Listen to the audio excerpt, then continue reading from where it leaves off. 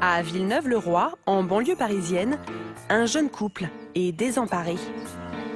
Claire et Stéphane travaillent tous les deux. Faute d'avoir obtenu une place en crèche pour Naël, 8 mois, ils se démènent depuis des semaines pour trouver une nounou à temps plein, sans succès. On est à la recherche d'une assistante maternelle pour notre enfant. Donc c'est vrai que le temps presse assez.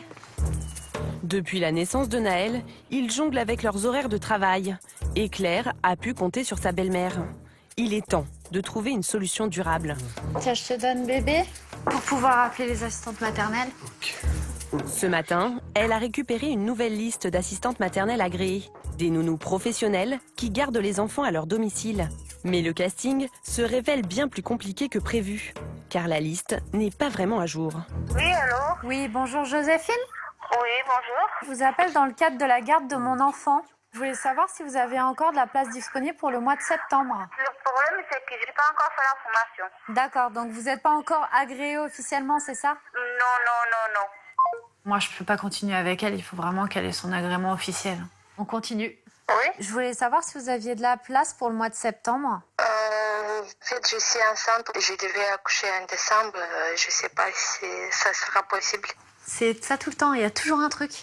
Le temps défile et c'est vrai que ça devient de plus en plus compliqué. Bienvenue sur la boîte vocale du 01. Voilà.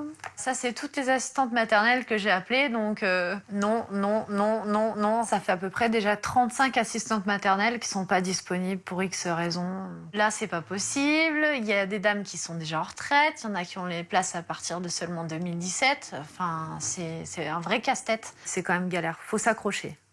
Je vais essayer elle. Une galère due au manque d'assistantes maternelles. En moyenne, en France, il y a seulement 4 places pour 10 demandes. La situation est encore pire dans les grandes villes. Donc, je vais tenter autre chose, hein. Allô? Oui, bonjour. Je voulais savoir si vous aviez encore de la place pour le mois de septembre. Oui, j'ai de la place, oui. D'accord. Après des dizaines d'appels et des heures passées au téléphone, Claire décroche enfin son premier rendez-vous. Bah, tout à l'heure, merci. Le jeune couple n'a pas vraiment l'embarras du choix. Pas question cependant de confier leur nourrisson à la première venue. Alors dès ce soir, ils iront vérifier sur place si l'assistante maternelle correspond à leurs attentes en matière de sécurité et d'éducation.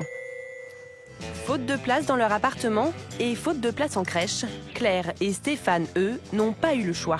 Ils viennent de décrocher leur premier rendez-vous avec une assistante maternelle. C'est l'heure de lui rendre visite pour se rassurer. Betty? Oui, allô? C'est Claire. D'accord. Le premier contact sera décisif. Bonjour, monsieur. C'est monsieur Naël. Naël. Ça va, toi? Oui. Ça va? Oui. Il y a tout cet espace-là. D'accord. Pour jouer. Et plus ici. Donc ça va, il y a de quoi faire, quoi. Un espace de jeu spacieux et sécurisé, et à seulement 5 minutes à pied de chez eux.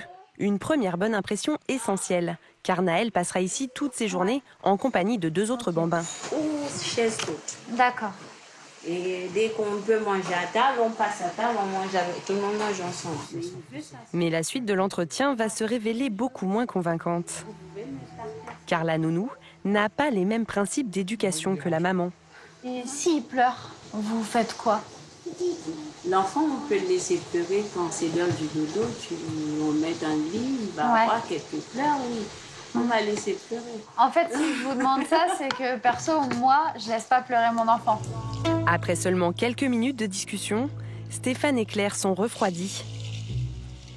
Impossible de couper le cordon s'ils ne sont pas en totale confiance.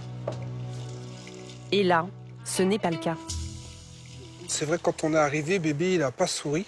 Le feeling pour nous, c'est vachement important. Ce qu'on veut, c'est vraiment avant tout que notre enfant il soit à l'aise avec la personne qui va devoir le garder. Donc voilà.